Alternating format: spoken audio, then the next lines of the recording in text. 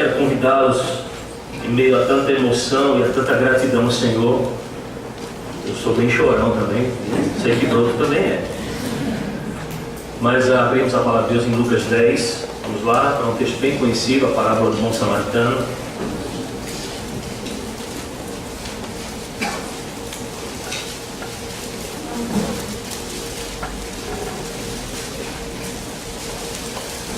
E a minha intenção é trabalhar esse texto com os irmãos, tirarmos as verdades aqui expostas no Evangelho de Lucas, por meio do Senhor Jesus, implicações práticas para cada um de nós nessa noite.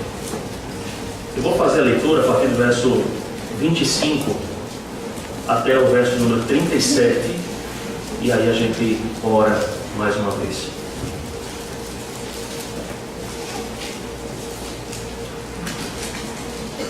Assim diz o Santo Deus em sua santa palavra.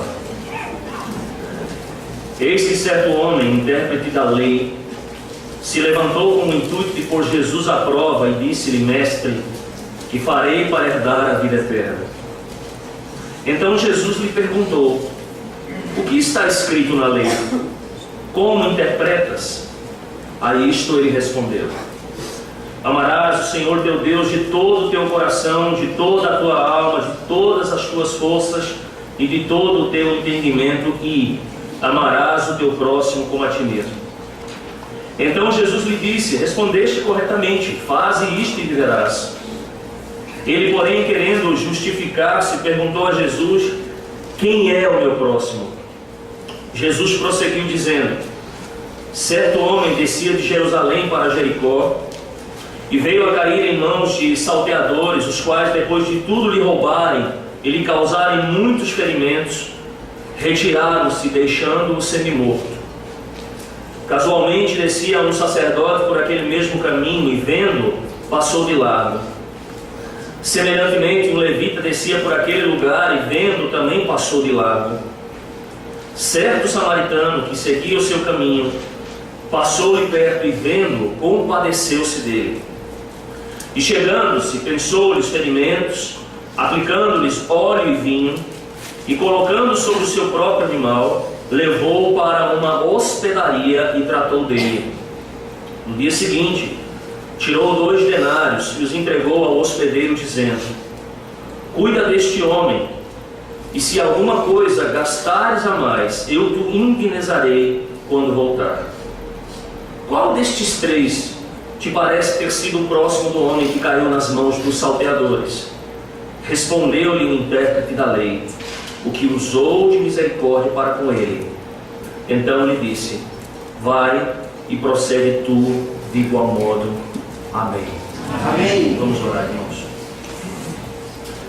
Pai bendito, nós somos muito gratos ao Senhor, porque mais uma vez temos a porção da tua palavra dentro de nós. Isso é bênção do Senhor para a nossa vida. Nós, Pai, conhecemos a tua santa vontade, conhecemos os teus preceitos. Falamos aqui pela manhã como nos aproximarmos do Senhor, o sentimento, a postura. Bendito seja o Senhor por isso, que nos dá, ó Deus, a possibilidade e a garantia de estarmos aqui diante daquele que é o único Deus, bendito Deus, e que fala pela sua palavra no nosso coração.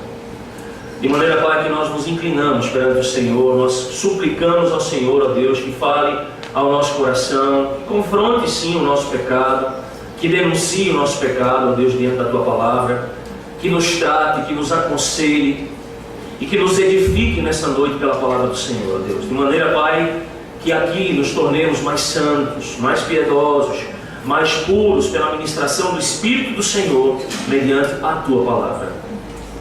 Em Cristo, nesse instante, ó Deus, que nós oramos. Amém. Amém. Meus irmãos, nós estamos diante daquele que é o terceiro evangelho, pelo menos naquilo que é a composição da nossa escritura, Evangelho segundo Lucas, não é? Certamente muito conhecido por nós. Evangelho esse que tem características muito particulares, muito peculiares, trata de algumas questões, porventura, que os outros 2 evangelhos sinóticos não tratam, Mateus e Marcos, não é? Há aqui um acréscimo de material. Evidentemente a visão de Lucas é uma visão muito específica, é de trabalhar as questões que falam a respeito do ministério de Jesus, o seu desenvolvimento de ministério enquanto aqui na terra. trabalha a perspectiva da cruz, da sua ressurreição, da sua assunção, certamente ele faz tudo isso, mas registra algumas coisas que porventura nos outros evangelhos nós não temos. E foca especificamente em uma particularidade. O evangelho de Lucas é um evangelho basicamente destinado a gentios, não é? O que Lucas quer nos mostrar é que a salvação ela não tem apenas uma implicação para os judeus, mas também para os gentios. Tanto é que nós vamos encontrar, como eu falei, alguns materiais, não é? Que nós não encontramos. Por exemplo, algumas parábolas. E mais especificamente aquela que eu quero tratar com os irmãos hoje à noite, não é? A parábola do bom samaritano. Se encontra essa parábola apenas aqui no Evangelho segundo Lucas. Então eu queria, num primeiro momento, trabalhar com vocês a parte introdutória desse texto, mostrando que essa parábola, porventura, irmãos, ela tem uma dupla implicação para a gente. Logicamente, ela tem uma implicação teológica, cristológica, nós vamos trabalhar isso, mas também tem implicações secundárias, periféricas, que são aquelas também que nós trabalhamos aqui pela manhã quando falamos sobre a perspectiva de ética cristã. Quando a gente olha para essas parábolas, nós vamos perceber também, especificamente nessa, que os discípulos do Senhor nos deram as parábolas baseado não no contexto contemporâneo no qual nós vivemos, mas obedecendo porventura o contexto da época do Senhor Jesus Cristo, o contexto lá do primeiro século. Eles nos deram essas parábolas e nós não podemos descaracterizar isso. Nós não podemos eliminar, porventura, esse contexto histórico e pôr o nosso contexto em seu lugar.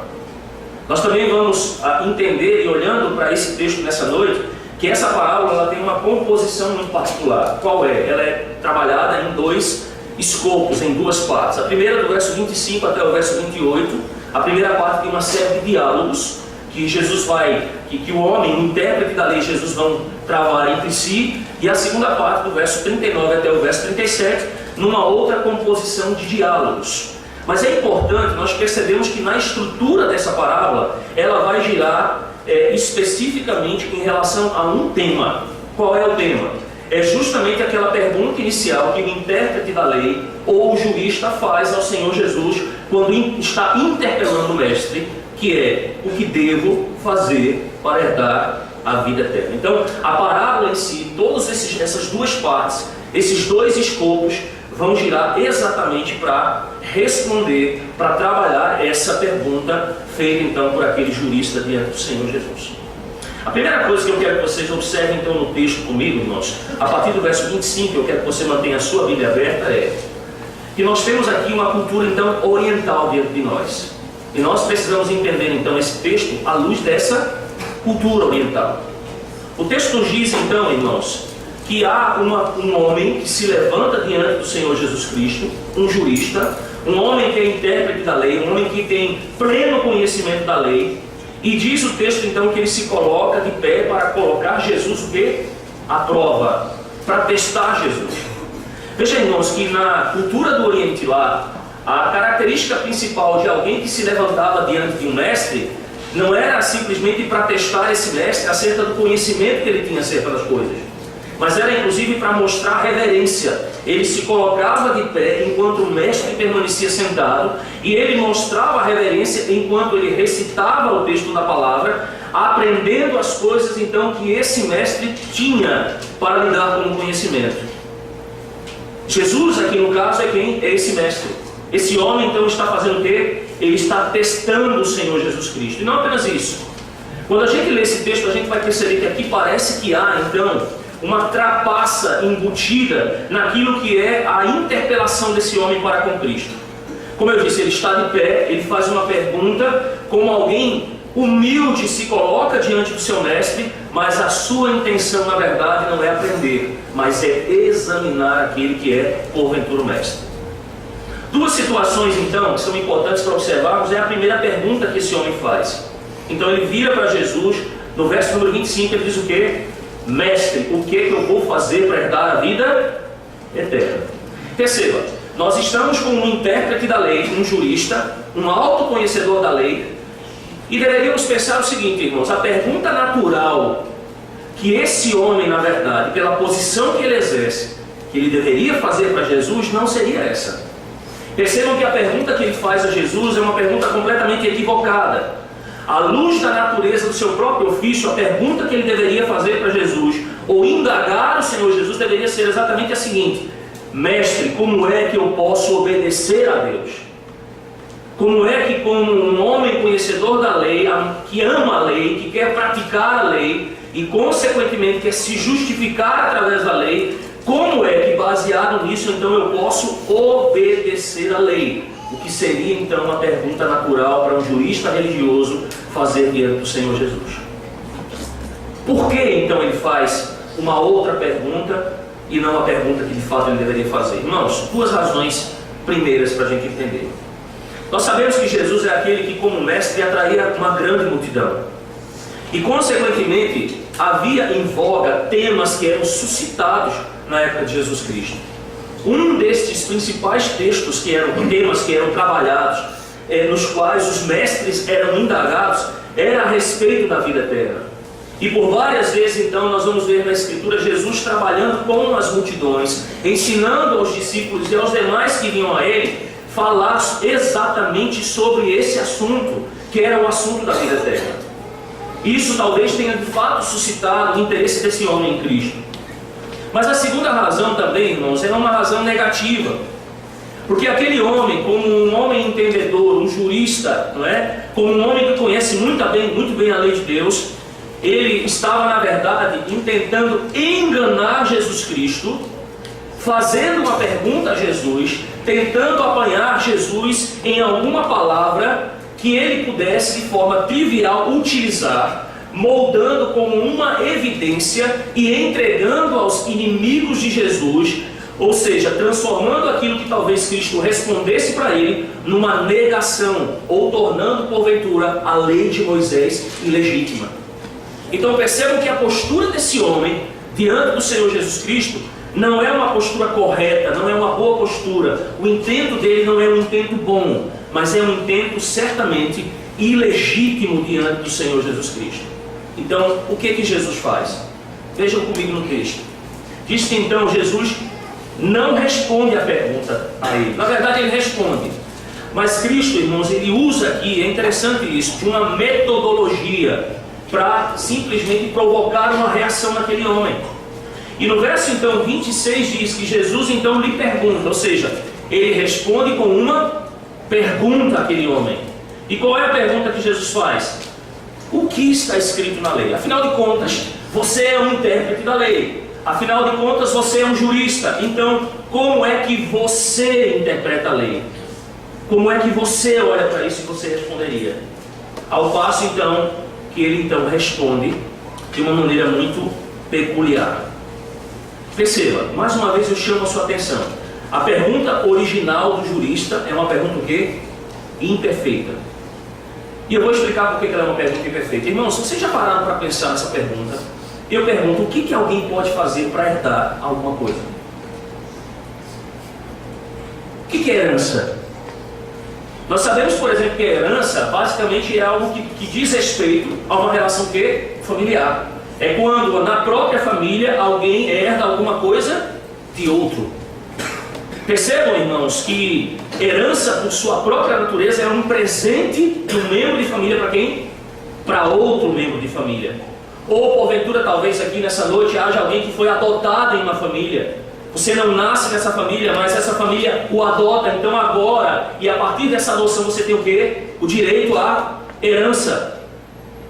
Com isso, nós chegamos à conclusão acerca dessa pergunta, irmãos, que herança não é um pagamento, porventura, por serviços prestados. Então perceba que ao questionar nessa história, esse jurista religioso, embora tenha um pleno conhecimento de tudo isso, ainda assim, ele demonstra um desconhecimento das coisas que envolvem o reino de Deus, a ponto de fazer uma pergunta completamente imperfeita diante do Senhor Jesus Cristo. Mas Jesus ainda responde com uma pergunta. E esse homem, então, ele interpreta a lei da seguinte maneira. Vejam comigo, por favor, no verso 27. Ele diz, então, a interpretação da lei dele: amarás o Senhor teu Deus de todo o teu coração, de toda a tua alma, de todas as tuas forças e de todo o teu entendimento. E amarás o teu próximo como a ti mesmo. Perceba que esse homem, o que ele faz basicamente aqui, irmãos, é citar uma sinopse da própria lei que Cristo faz e que está registrada lá em Mateus capítulo 7 e Lucas capítulo 6. Talvez esse homem já tenha inclusive ouvido o próprio Cristo fazer esse resumo da lei. Mas perceba que, como um conhecedor da lei, muito provavelmente o que está na cabeça desse homem, irmãos, quando ele cita esses dois principais mandamentos da lei, no qual Cristo vai resumir toda a lei, são mandamentos que advêm lá do Velho Testamento. Talvez ele esteja pensando ali em Levítico capítulo 19, verso 18, quando fala ali sobre porventura amar a Deus, ou quando aparece lá também em Deuteronômio capítulo 6, verso 5, quando a Escritura fala sobre essa postura do homem de Deus diante do próprio Deus. O fato é que, resumindo, esse jurista cita a própria sinopse da lei de Deus feita pelo Senhor Jesus Cristo. Ao passo então que Jesus lhe responde à pergunta: muito bem, o que Cristo diz? Respondeste corretamente, faze isto e viverás. Siga o seu próprio conselho, viva de acordo com esses princípios. De fato, você vai fazer o quê? Você vai herdar a vida eterna. Ou seja, para herdar a vida eterna, tudo que você precisa fazer, como se Jesus estivesse dizendo isso, é simplesmente praticar um amor incondicional diante de Deus e diante de quem? Do seu próximo. Talvez você esteja pensando: pastor, então Jesus está dizendo que a obediência à lei de Deus faz com que o homem porventura possa herdar a vida eterna? Não, eu não estou dizendo isso, irmãos.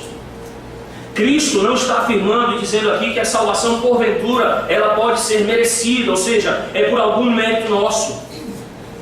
O que Jesus de fato afirma é que qualquer um que conseguiria porventura cumprir o padrão total da lei de Deus de uma maneira cabal, como só Ele mesmo fez, não precisaria então da graça de Deus.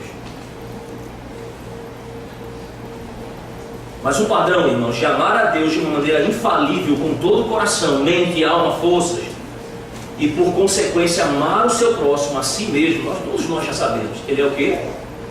Impossível.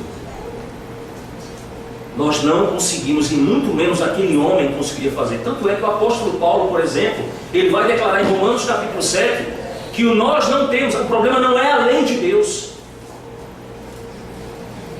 O problema não é a lei de Deus. Paulo vai nos dizer e vai nos mostrar em Romanos 7 que o problema é que nós temos uma inabilidade, uma incapacidade em cumprir a lei de Deus. Então o problema não está onde? Não está na lei, não está no santo mandamento de Deus. O problema reside em quem? Em mim e em vocês, como também residia em quem? Naquele homem. Perceba que o padrão que Cristo então estabelece diante daquele homem, com sua resposta, quando ele diz: então vai lá, você respondeu corretamente, faz isso e você viverá, viva por esses princípios e você de fato vai herdar a vida eterna. O que Cristo está fazendo, irmãos, é levantar diante desse homem uma barreira intransponível. Seria basicamente, deixa eu usar um exemplo, como se alguém dissesse: olha, vai aqui para o lado de fora da igreja e dê um salto por cima da igreja para você cair do outro lado. Isso é o quê? Possível.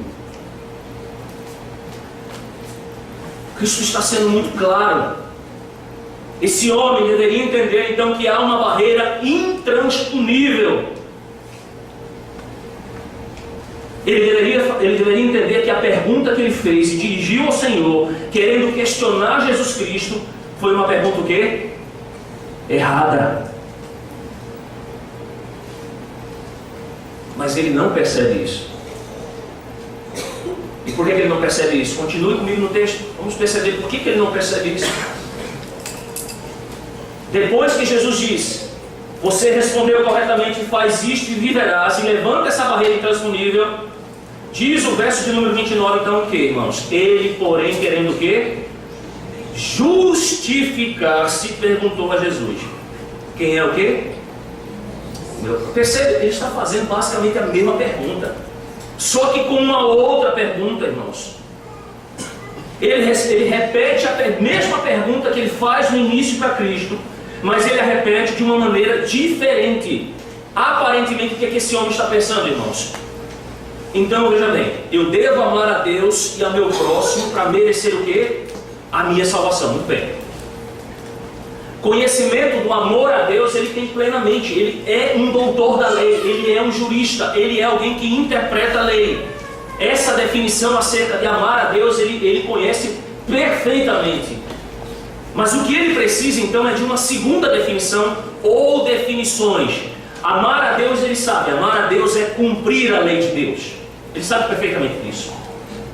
Mas as definições que esse homem precisa e o esclarecimento que esse homem está, a partir de agora, buscando do Senhor Jesus, ele faz referência então a saber quem é e quem não é o seu próximo.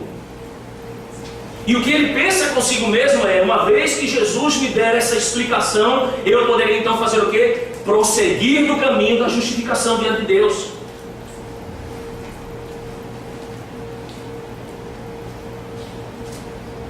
Ele, porém, querendo justificar-se, perguntou: quem é o meu próximo? O que é ser justificado, irmãos? Ser justificado é ser o quê, irmãos? Ser salvos. Ser justificado é herdar a vida eterna, herdar aquilo que Deus só dá por meio da sua graça, mediante a fé no Senhor, bendito Salvador Jesus Cristo. Ser justificado, irmãos, é ter a garantia e a condição de que nós podemos nos apresentar diante de Deus, porque nós temos alguém que se apresenta em nosso lugar, e esse é Cristo Jesus. Perceba que esse homem que está indagando Jesus, ele está querendo justificar-se, e ele quer isso, ele quer conseguir a aprovação do próprio Deus, ele quer simplesmente se colocar diante do próprio Deus, por conta de uma questão de obediência à lei, de amor a Deus e amor ao próximo. E talvez, o que ele esteja pensando? Quando Jesus vai dizer a ele, você deve amar o seu próximo, e ele pergunta, quem é o próximo? Muito provavelmente ele está pensando no seu próximo, porventura, como um judeu igual a ele. Como um patriota, um colega, um irmão de nação, que da mesma maneira como ele é alguém zeloso pela lei de Deus, ou seja, um judeu zeloso é o seu próximo. Muito provavelmente o que esse homem está pensando aqui, irmãos, é que a sua família certamente está no contexto daquele que é o quê? O seu próximo. Talvez ele possa estar aqui também pensando lá em Levítico capítulo 19, verso 18, quando a palavra de Deus diz, você não deve se vingar nem guardar rancor contra os filhos do seu próprio povo, mas deve amar o seu próximo como a você mesmo. Eu sou o Senhor. E concluir que então isso se limitava a quem? Ao seu próprio povo, à sua própria nação. Talvez um pouco mais adiante ele estivesse também asseverando o fato de que, quando o próprio Deus fala lá em Levítico capítulo 19, 34, de que o próximo também seria o forasteiro que estava habitando no meio do povo, porque assim como o povo, este também foi libertado lá da escravidão do Egito. Ou talvez ele tenha preferido as palavras lá do salmista, no Salmo 139, versos 21 e 22, quando dizem, Senhor, não odeio os que te odeiam, eu não detesto os que se levantam contra ti, eu os odeio com ódio absoluto e eu os considero como meus inimigos. Talvez ele estivesse preferindo essa leitura do Salmo 139. E aqui uma aplicação prática para a gente. Esse é o problema às vezes da gente ler a Escritura de uma maneira seletiva. Esse é um problema antigo do povo de Deus. Mas com uma linha, irmãos, cuidadosamente traçada entre os que são e os que não são seus próximos. O jurista então aqui estaria sendo preparado para fazer o quê? Para merecer então um caminho para a vida eterna. A questão é que ele não esperava a resposta que Jesus daria então a essa sua indagação. Até o presente momento, o meu próximo são aqueles que fazem parte do meu povo, os meus próximos são aqueles que fazem parte da minha família, os meus próximos no máximo são aqueles estrangeiros que assim como o povo foi libertado do Egito e vivem no meio de nós. Mas Jesus então responde a pergunta dele, quem é o meu próximo? Então Jesus conta a parte principal desse texto, a parábola do bom samaritano. Eu quero que você olhe para esse texto comigo agora, diante daquilo que já foi dito. Eu quero trabalhar ela de uma maneira um pouquinho diferente. Vocês vão me permitir fazer isso. Eu quero dividir essa parábola em algumas cenas, pelo menos em 7 delas, e aí observamos o que vai acontecendo enquanto Cristo a conta. Qual é a primeira cena que nós temos então nessa parábola, irmãos? Veja comigo. Diz o texto, cena 1. um homem descia de Jerusalém para Jericó. Verso 30. E veio a cair em mãos de salteadores, os quais, depois de tudo lhe roubarem e lhe causarem muitos ferimentos, retiraram-se, deixando-o semi-morto. Deixa eu explicar uma coisa para vocês. No contexto do Oriente Médio, geralmente, alguém é acometido desse tipo de coisa só quando reage aos salteadores. Então, o que aconteceu provavelmente aqui? Esse homem ele foi ser assaltado, e para estar no estado em que nos é relatado no texto, provavelmente ele fez o quê?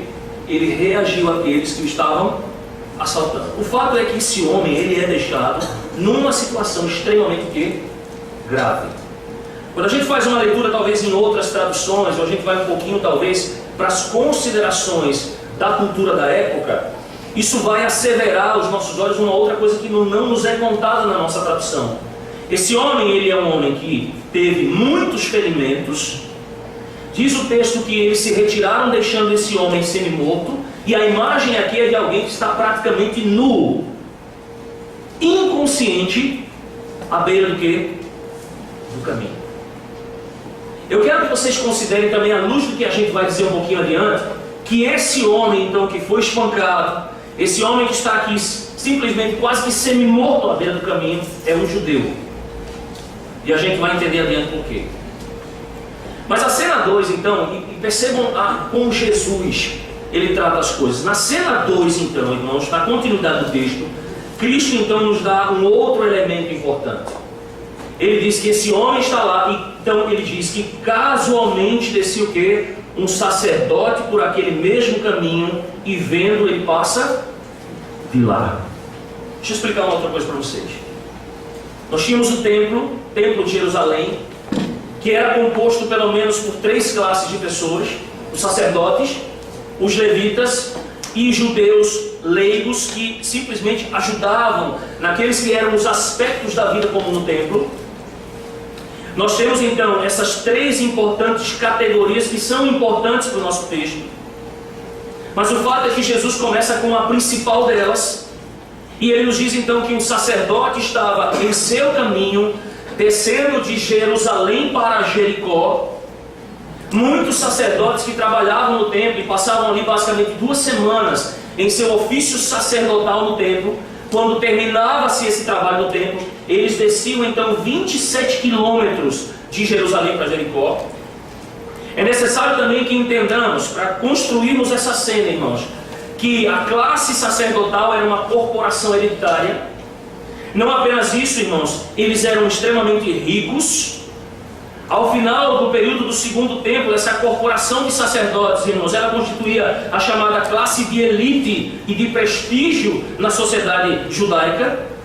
Então, como uma pessoa de posses, é muito fácil para as pessoas daquela cultura, e até mesmo para nós, concedermos a ideia de que se nós temos um sacerdote que desce do templo de Jerusalém para Jericó, ele não está andando 27 quilômetros, mas por ter posses, provavelmente ele está o quê? Cavalgando 27 quilômetros para Jericó. Mas o fato é que ele então encontra esse homem à beira do caminho, e as identificações de nacionalidade e cultura daquela época eram pelo menos registradas baseando-se em língua, roupa e sotaque. E perceba que nenhuma dessas identificações é possível para um sacerdote identificar aquele homem à beira do caminho. Mas o fato é que ele está descendo, e ele se depara com aquele homem. E aqui não querendo de forma alguma, irmãos, excusar o sacerdote, mas aquele homem entendia perfeitamente qual era a sua obrigação. E a obrigação dele, irmãos, era a seguinte: ele seria obrigado a ajudar aquele homem à beira do caminho, se porventura ele pudesse identificá-lo como um judeu guardador da lei. Mas a informação que nos é dada pelo próprio Cristo, contando essa parábola, é que esse homem simplesmente podia estar o quê? Morto. Ele está semi-morto, ele poderia estar morto. E pelas normas, irmãos, e pela própria lei, se esse sacerdote ele se aproximasse desse homem, e esse homem viesse a morrer, ele estaria simplesmente contaminado, ele se contaminaria cerimonialmente. Então agora, descendo depois de 2 semanas de longo trabalho prestado no templo, ele teria que voltar agora, subir novamente de Jericó para Jerusalém, prestar mais 1 semana de serviços ali, purificando-se cerimonialmente, retornando então ao seu lar 1 semana depois. Percebam, o que eu quero estabelecer com os irmãos aqui é, ele queria fazer a coisa certa, mas ele teria, pela lei, algumas perdas substanciais para poder fazer isso. Dentre elas, enquanto ele tivesse que voltar lá para o templo, por mais 1 semana para se purificar, irmãos, ele não poderia porventura comer dos dízimos que ele havia coletado. A sua própria família, irmãos, seria também proibida de aplicar isso aos seus servos. A distribuição dos pobres estaria ali impossibilitada. Perceba que, além do mais, essa vítima que está à beira do caminho poderia ter uma outra nacionalidade. Nós estamos falando aqui que era um judeu, mas ele poderia ser um egípcio, um grego, um fenício, de uma outra nacionalidade. E a lei não o obrigava a fazer absolutamente nada. Mas perceba ainda, irmãos, que se ele viesse a tocar nesse homem ainda estando vivo, e esse homem viesse a morrer, ele teria que fazer o quê? Rasgar as suas vestes. E existia uma lei que falava que não poderia ser violada, essa lei não poderia ser violada, destruindo-se o quê? Bens valiosos. E a roupa sacerdotal, as vestimentas sacerdotais eram o quê? Roupas, bens valiosos. Então perceba, a situação desse sacerdote que é exposta por Cristo aqui, também não é uma situação muito fácil, irmãos. Perceba que se esse homem se contaminasse com aquele homem, e se ele viesse a morrer, ele retornaria para o templo. E se ele porventura intentasse trabalhar em seu ofício sacerdotal, e ele o fizesse, e ele fosse então descoberto fazendo isso, os sacerdotes mais novos poderiam, pela autoridade que lhes é cabida, levá-lo para o átrio exterior, para fora do átrio, e matá-lo a pauladas, como se mata um animal. Então percebam, irmãos, o sacerdote teria muito a perder. Depois de considerar tudo isso à luz da lei, o que ele fez?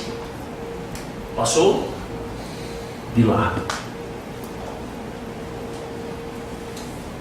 Mas Cristo não para por aí. Cristo nos diz então que existe um segundo elemento nessa história, uma terceira cena que se desenvolve.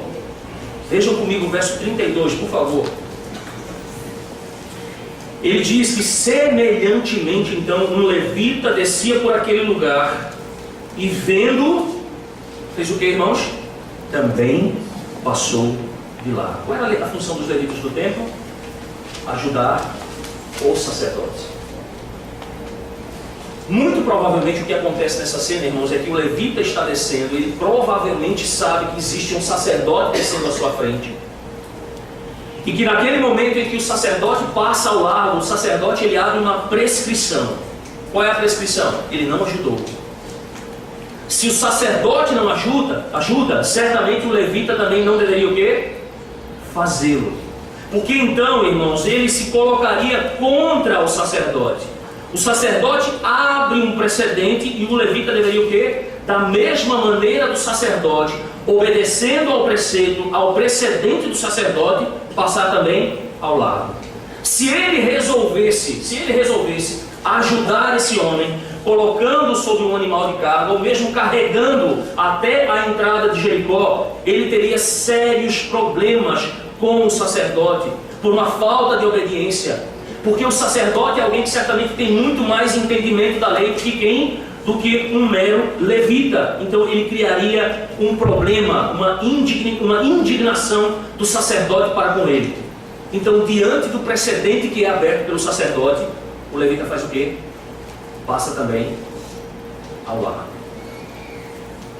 Perceba que Jesus está construindo essa história com os elementos que servem no templo.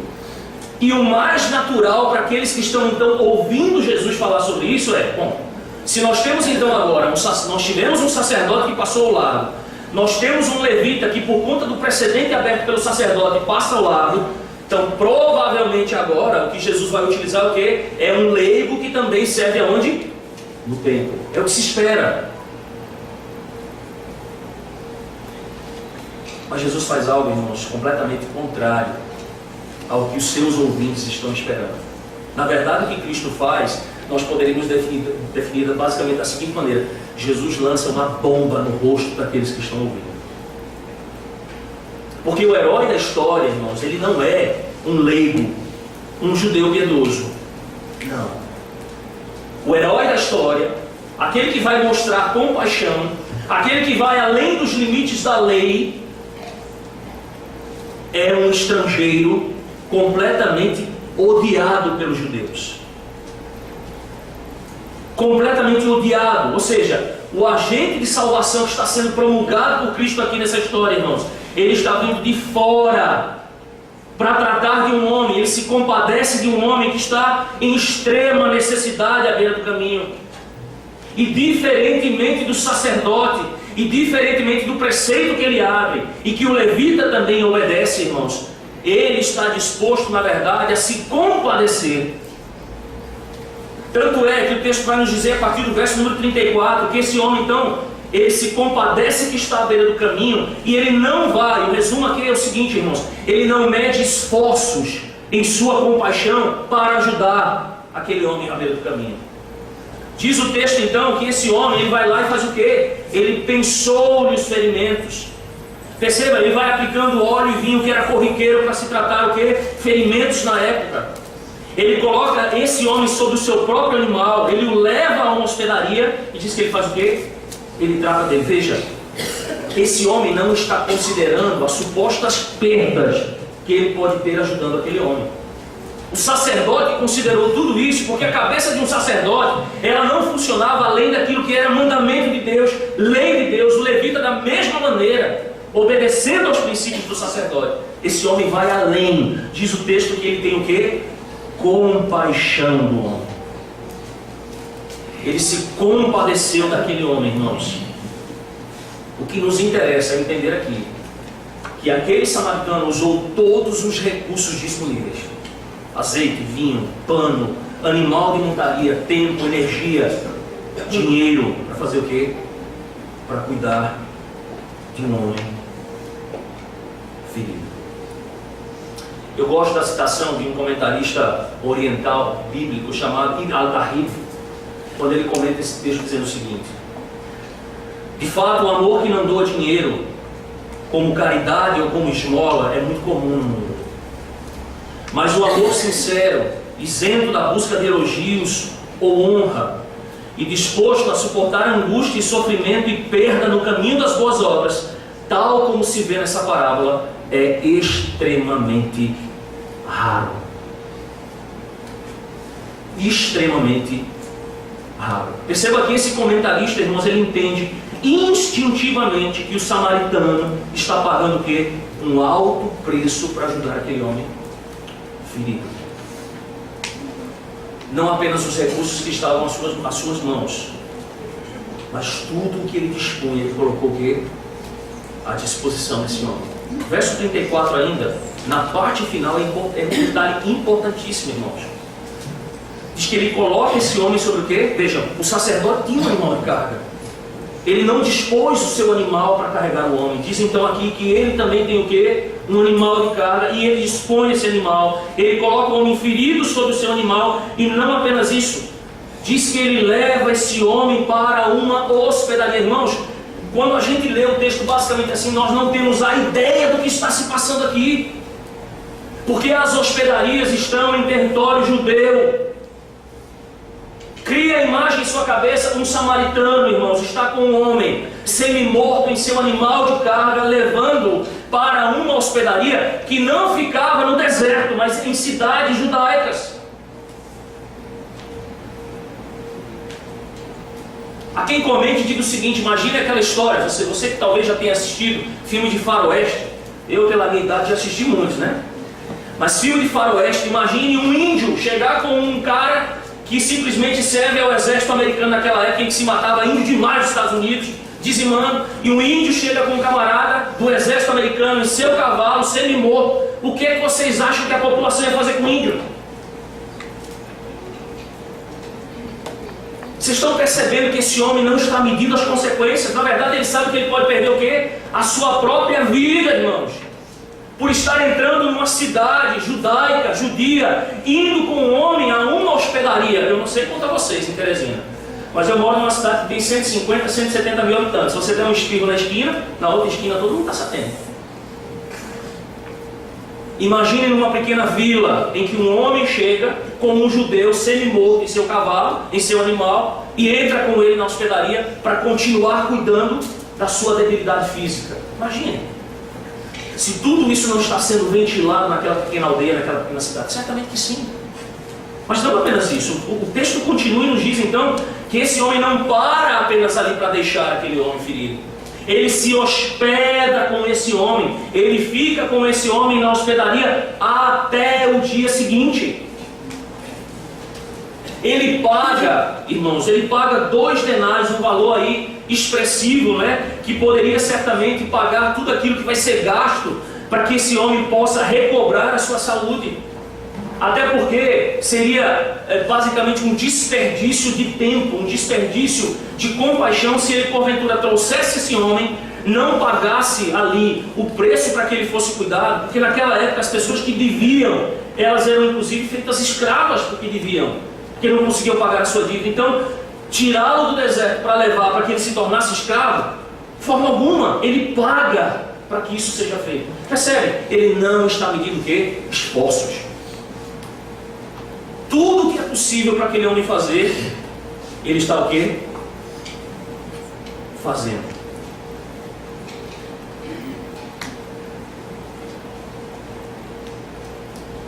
Nós temos nessa parábola, irmãos, uma preciosa demonstração de amor inesperado. Nós temos nesse texto uma expressão de amor incondicional a um homem ferido. E perceba que quando Jesus está contando essa parábola, irmãos, ele está simplesmente interpretando o poder transformador de vida do caro amor, mas do principal amor que culminaria, sabe onde? Na cruz. Você percebeu o diálogo final de Jesus entre esse homem e entre esse jurista? Como termina? Veja comigo, por favor. Jesus pergunta então: qual destes 3 te parece ter sido o próprio homem que caiu nas mãos dos salteadores? Respondeu o intérprete da lei. Ele disse: o que usou de misericórdia para com ele. Então ele disse: vai e procede tu igual. Mas eu quero chamar a atenção, não é essa a resposta final desse homem. Jesus daria. Vocês lembram qual foi a pergunta, a segunda pergunta que esse homem fez a Jesus? Que foi basicamente a primeira: como eu posso fazer para herdar o quê? A vida eterna. E logo na sequência, não entendendo a resposta de Jesus, ele pergunta: quem é o meu próximo? Vocês já perceberam, estudando esse texto, que Jesus não responde essa pergunta? Quem é o meu próximo? Olhem para o texto novamente comigo, irmãos. Jesus vai refletir sobre uma questão muito maior. Olha a resposta: qual destes 3 te parece ter sido o próximo do homem? Jesus não responde a ele quem é o próximo dele. O que Jesus faz é motivar algo maior.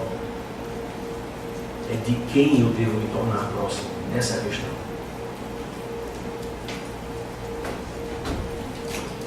Percebem, irmãos? Há um alto custo, há um alto preço. O samaritano veio ser o próximo do homem que estava ferido. O próximo não é um homem caído à beira do caminho, como quando a gente lê às vezes essa parábola, a gente interpreta dessa maneira. Não. O próximo é o samaritano e não o homem que estava ferido.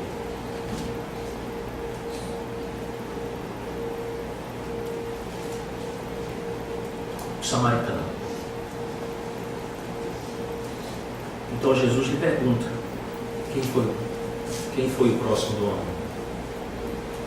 Perceba que publicamente esse homem não quer responder, foi o samaritano.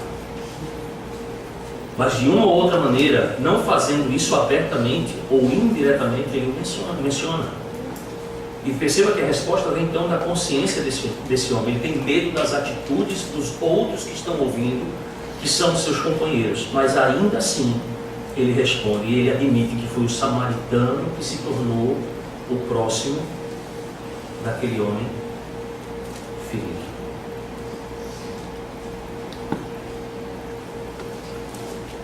Irmãos, existem implicações muito importantes para nós.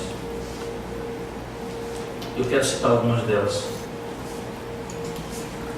Eu falei para vocês que essa parábola tem implicações éticas. Lógico que essa parábola fala sobre compaixão, sobre como nós devemos nos portar ante a necessidade dos homens. E de fato a resposta que Jesus dá a esse texto, a indagação de quem é o nosso próximo, nos mostrando uma perspectiva muito maior de quem nós devemos nos mostrar próximos, é de todo aquele que tem o quê? Necessidade. Amém? De todo aquele que tem necessidade.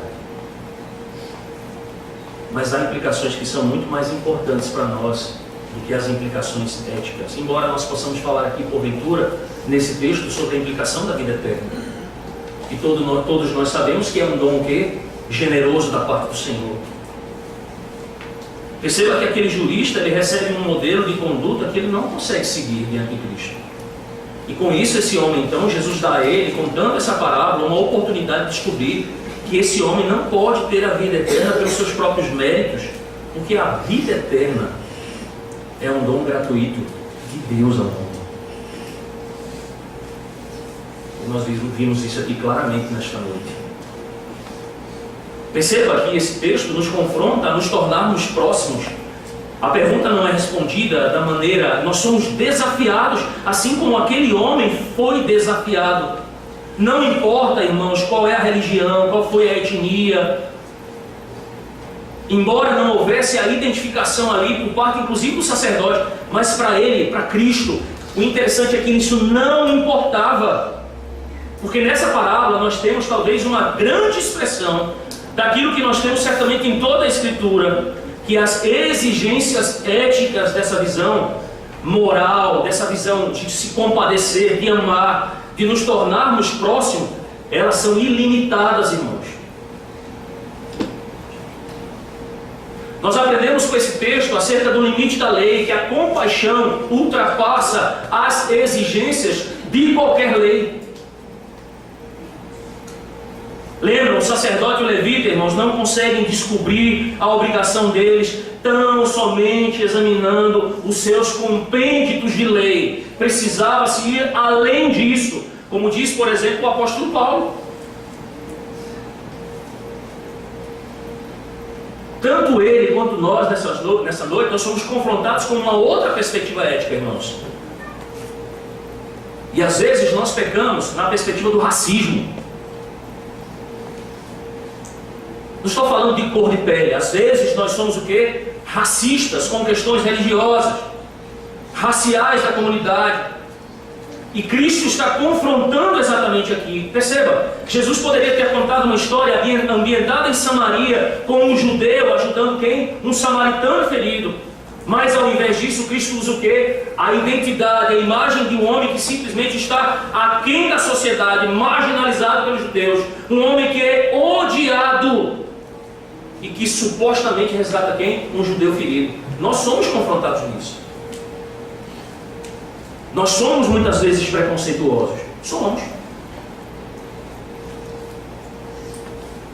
Existem preconceitos até entre pastores. Esse texto nos mostra também Cristo como o grande mestre das nossas almas, irmãos. A habilidade que Jesus tem. Como Jesus não responde as perguntas, mas como Cristo faz outras. Como Ele permite, por exemplo, que esse homem da lei responda às suas próprias perguntas. Como esse homem é provocado por Cristo, assim como nós somos provocados nessa noite a ampliarmos o nosso entendimento e a nossa compreensão da fidelidade que Ele mesmo exige de cada um de nós. Mas há dois aspectos que são mais importantes do que todos esses, irmãos. E para mim, os principais, o aspecto cristológico desse texto. Perceba que Jesus fala do fracasso de líderes religiosos. E Ele nos mostra que então o agente de salvação vem da onde? De fora. Sem levar em conta o custo dessa salvação. De quem Cristo está falando, irmãos? Dele.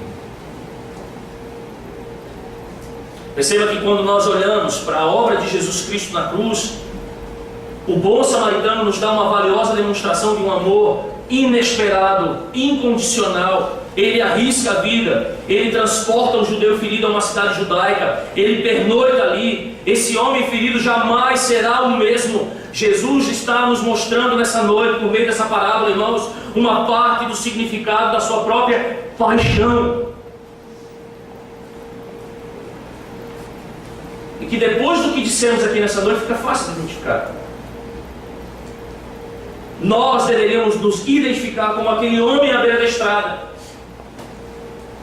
Porque a Bíblia nos define particularmente muito parecido com aquela maneira com aquele homem é encontrado. Quando diz que quando estamos sem Deus no mundo, alheio às coisas de Deus, nós somos pobres, cegos, nus, nós estamos entregues ao nosso pecado, nós estamos literalmente mortos em nossos delitos e pecados. Nós não podemos e não temos a habilidade espiritual de nos achegarmos ao bendito Salvador, aquele que de fato pode nos dar a vida eterna. Nós não temos essa habilidade, a não ser que o próprio Cristo, irmão, se torne o quê? O nosso próximo.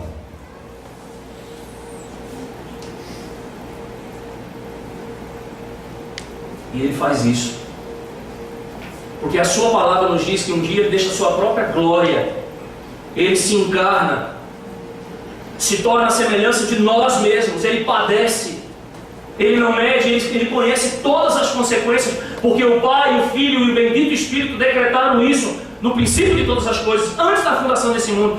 Cristo sabe por aquilo que Ele vai passar, Ele será obediente, e obediente até morte de cruz, mas Ele vai se tornar o nosso próximo, Ele se compadecerá de nós, da nossa situação, e Ele vai cuidar da gente.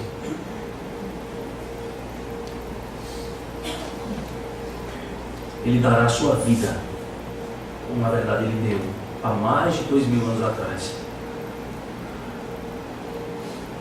Percebam, irmãos, tudo é por meio de Cristo.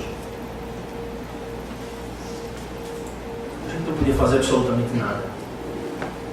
Aquele homem à beira do caminho não tinha sequer nenhuma reação. Como nós andávamos o quê? Como ovelhas desgarradas, fazendo cada um a sua própria vontade, entregue aos seus próprios pensamentos, a sorte do seu pecado. Mas um dia Cristo se compadeceu de nós, nos amou de tal maneira que verteu o seu sangue na cruz, cuidou de nós, lavou as nossas feridas, recebeu feridas sobre si que eram para nós, recebeu a ira de Deus que era para nós, sobre Ele, nos resgatou. E sabe o melhor disso, irmãos? É que desde o dia que Cristo fez isso, nós nunca mais fomos iguais. Bendito seja o Senhor. Em Cristo agora nós somos o quê? Nova criatura, para uma nova criação. Em Cristo agora nós não estamos mais mortos em delitos e pecados, entregues a uma situação deplorável. Pecado nos assaltando o tempo inteiro. Na miséria. A nossa situação não é mais essa, irmãos. Em Cristo a nossa situação agora é de vida e vida em abundância. Ele levou sobre si as nossas enfermidades, os nossos pecados, cravou na cruz. E nós jamais seremos iguais. Jamais seremos iguais. Bendito seja o Senhor. Nós tivemos nessa noite aqui pública a profissão de fé e batismo. Pessoas que receberam o Senhor Jesus, elas sabem exatamente do que eu estou falando. Nós que somos crentes aqui nessa noite sabemos exatamente o que é Cristo ter se compadecido por nós. Pela palavra nós temos tido, irmãos, o entendimento do nosso estado passado. Pela promulgação do Evangelho, nós agora olhamos para trás e vemos toda a nossa debilidade, toda a nossa imundícia, toda a situação na qual estávamos mergulhados, toda a podridão do nosso pecado. Quando nós olhamos para a nossa vida agora, nós temos a plena gratidão no bendito Salvador das nossas almas. Nós habitamos agora em luz imarcessível. Nós caminhamos para a glória, para a coroa de glória imarcessível que receberemos da mão do nosso bendito Salvador. E talvez você esteja aqui nessa noite e talvez você estivesse pensando exatamente como aquele homem. O que eu posso fazer? Como posso fazer? Tentando extrair aí algumas lições ou respostas. E a resposta principal para você nessa noite é que não há nada que possamos fazer se o próprio Cristo não se compadecer de nós. Não depende, irmãos, de quem corre, de quem trabalha, de quem faz as coisas, mas de Cristo Jesus ter misericórdia de cada um de nós. A Ele, pois, a glória pelos séculos dos séculos. Amém. Amém. Vamos orar.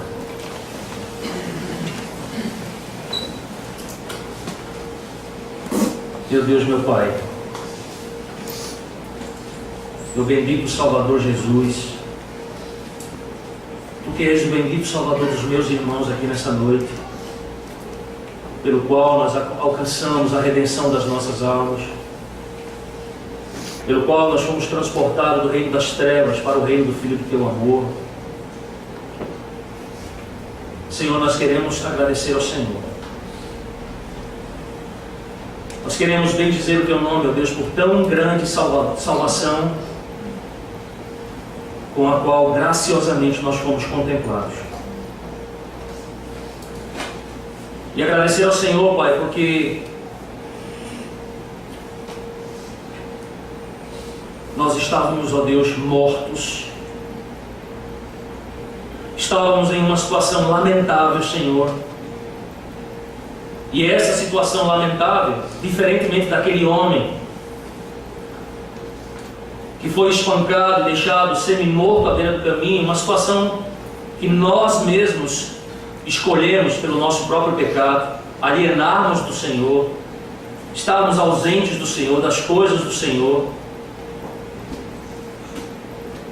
Ainda assim o Senhor se compadeceu de nós, nos amou com amor eterno, nos escolheu antes da fundação do mundo. Somos alvos do amor do Senhor, amor esse revelado em seu ápice, em seu momento culminante naquela cruz, quando Jesus, tornando-se o nosso próximo, compadecendo-se de nós, morreu por nós. Queremos te agradecer, bendito Deus, porque em nossa incapacidade, em nossa inabilidade, quando ainda éramos, segundo a Tua palavra, não apenas descrentes, mas inimigos do Senhor, o Senhor nos amou com amor eterno. O Senhor nos alcançou. O Senhor nos deu a Tua graça. O Senhor nos transformou. E nós já não somos mais os mesmos. Não somos velhos homens melhorados, ó Deus, pelo Evangelho ou por uma relação com Cristo. Nós somos novos homens em Cristo Jesus. Bendito seja o Senhor. Ó Deus, que possamos sair daqui nesta noite com essa convicção em nossos corações. A convicção, ó Deus bendito, de que não há justiça em nós, não há mérito. Essa é uma barreira intransponível, ó Deus, que foi transposta apenas pelo Senhor, e da qual, ó Deus, nós devemos nos apropriar com gratidão, usufruir dessa graça, e através dela, sim, ó Deus, servir ao Senhor, compadecendo-se dos demais. E o fato do Senhor ter se tornado nosso próximo, ó Deus, também gera em nosso coração a necessidade que temos de nos tornarmos também próximos dos demais. E que da mesma maneira que o Senhor se compadeceu conosco da nossa fraqueza, debilidade, pecado e situação, ó Deus, de morte, que nós também como igreja, ó Deus, possamos nos compadecer dos demais, anunciando a mesma salvação em Cristo. Falamos aqui de necessidades nessa noite, vemos que aquele homem tinha uma necessidade específica, mas sabemos, ó Deus, que a maior necessidade que temos, ela se refere à nossa alma, ao nosso estado eterno diante do Senhor. De maneira que eu suplico ao Senhor nessa noite, ó Deus, que nós compreendamos a Tua palavra e que não cessemos, ó Deus, de proclamar o Evangelho da graça de Cristo também. Que um dia foi pelo qual nós fomos alcançados, foi gerado fé em nosso coração, e nos tornamos irmãos de Cristo Jesus, servos do Senhor, herdeiros do Senhor, e tenhamos o mesmo compadecimento por tantas almas que sofrem, ó Deus, por tantas pessoas que sofrem, não alimentando apenas as suas bocas, porque a Tua palavra diz também que não só de pão viverá o homem, mas de toda a palavra que procede do Senhor. Preguemos o Evangelho, Senhor. que façamos isso baseado estritamente naquilo que Cristo fez por nós. Que isso seja, de fato, o motivador do nosso coração. Aquilo que Cristo alcançou por cada um de nós. Em seu nome bendito, que nós oramos e agradecemos. Amém. Amém.